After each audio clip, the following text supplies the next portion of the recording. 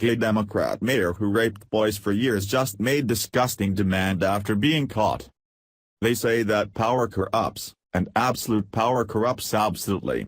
This has shown itself to be true time and again with people in power around the world through the ages. We as the voters have to be very careful who we put in places of power.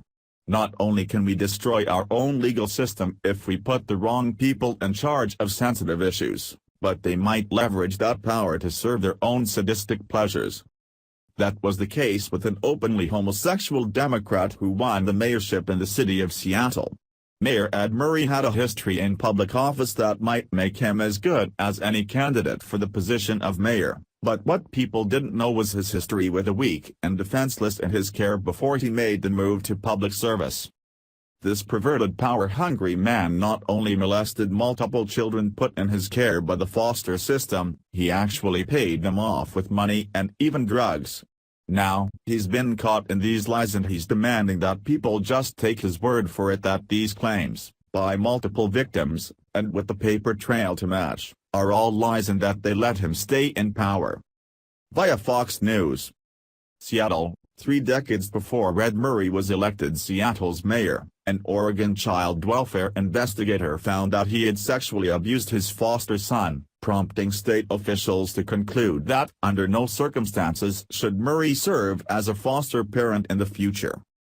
The findings were reported Sunday by the Seattle Times, after Oregon's Department of Human Services in April unearthed old records, previously thought to have been destroyed, at the newspaper's request.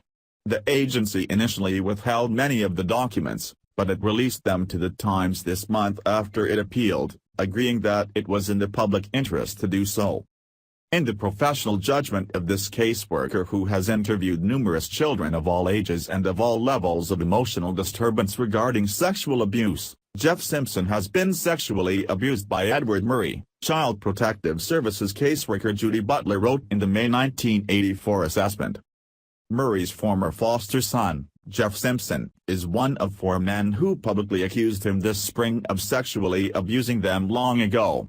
Murray adamantly denies the allegations, but he declined to seek re-election. In a written response Sunday, Murray said the child welfare investigator never interviewed him and that neither he nor his attorney was informed of the findings at the time. He said the allegations were fully investigated and prosecutors never brought charges.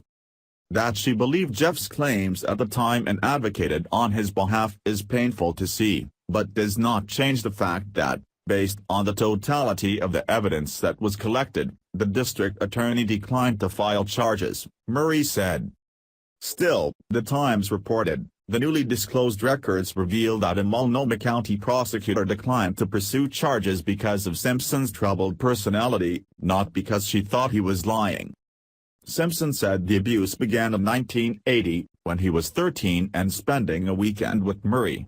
The abuse continued after Murray became his foster father and lasted until he left Murray's care at age 16, Simpson said.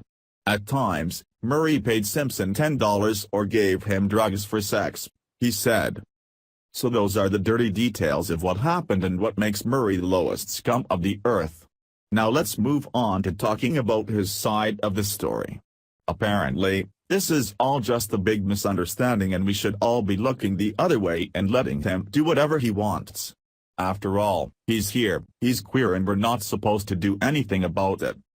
Here is Murray's statement. Since the day several months ago when sexual abuse allegations surfaced against me in the media, I have been clear that those allegations are false. They remain just as false today as they were back then. But I also know that the allegations about events more than 30 years ago have created a cloud of uncertainty in the public mind. That is why in May I announced that I would not seek re-election to the job that I love, serving as mayor of Seattle.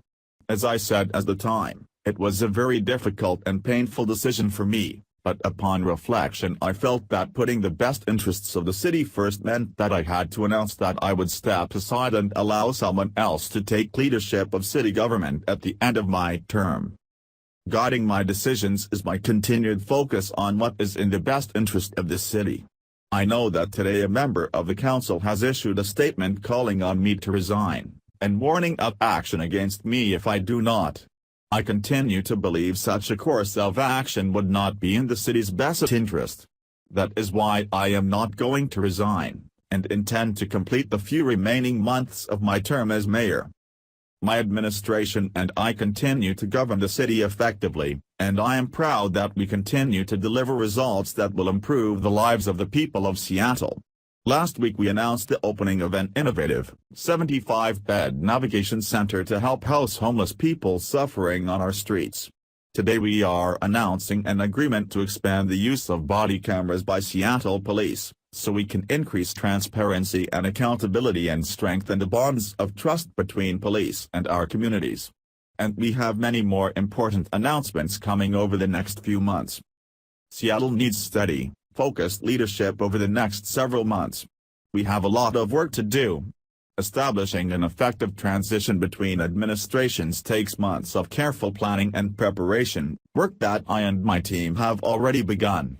We do not need the sort of abrupt and destabilizing transition that resignation would create, likely bringing the city's business to a grinding halt.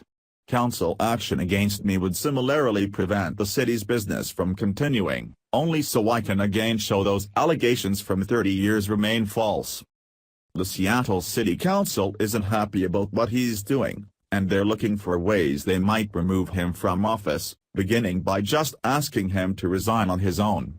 As we've seen, the mayor, who shows no remorse, doesn't plan to do that and may end up being forcibly removal.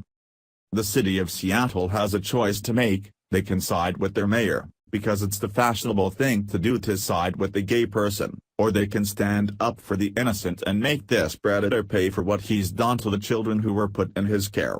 These people can't get their childhood back, but the powers that be can make the perverted child molester who is responsible pay for his actions.